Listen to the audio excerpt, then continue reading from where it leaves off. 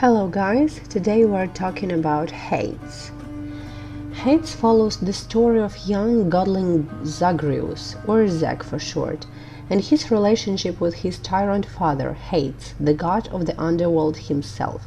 Hades, the god, demands from his son, whom he scornfully calls boy, to be responsible, respectful, and obedient like a servant. At the same time, he is reluctant to show some love or appreciation toward anyone in the house. For Zeg, there is only one way to deal with the situation: running away to relatives on Olympus. The problem is that no one can escape the underworld, even a godling. And so we start our desperate journey as Zeg trying to leave the domain of the dead in search of a better fate. The story goes deep. Its narration threads through many dialogues with different characters, intertwined between escape attempts into the whole piece. Slowly, the perspective shifts, the initial father-son conflict reveals underlying problem and broader themes. My favorite includes experiencing honesty and unspokenness, and why it is not always the best course of action in a manifold family to tell everything head-on.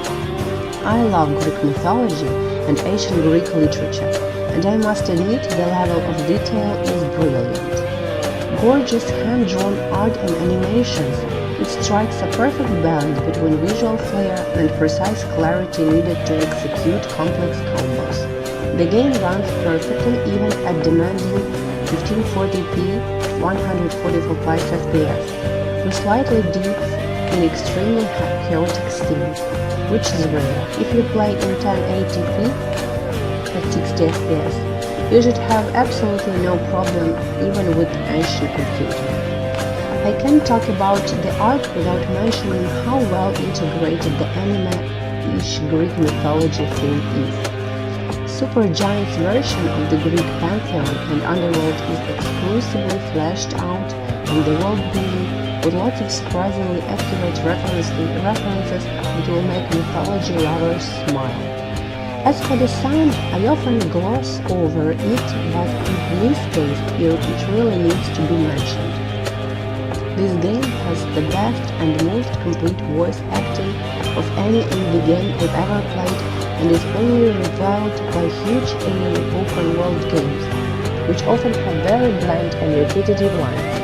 Just to make an example, the latest update alone added 350 new lines. You can play for tens of hours and not come across a single repeated line, while also enjoying a constant flow of dialogue with every single character you come across. Speaking of characters, the cast of this game is absolutely spot on. Every single being you talk has their interests, motivations, and passions, and they convey them perfectly with razor-sharp wit and fast delivery.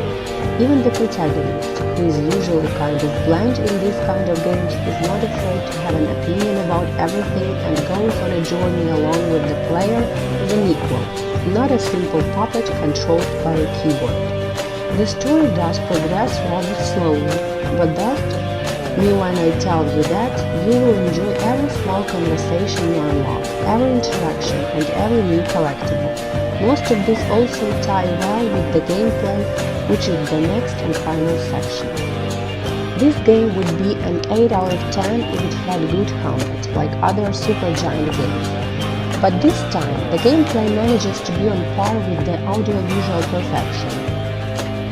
At its heart, it's an action dungeon crawler with a focus on unlockables, persistent progress, and character development, both story-wise and combat-wise. You can play it as a chill story mode title or as a competitive time attack game, where you try to always improve your runs, dodging perfectly, choosing the right upgrades and loadout, and manipulating the game's randomness to your advantage.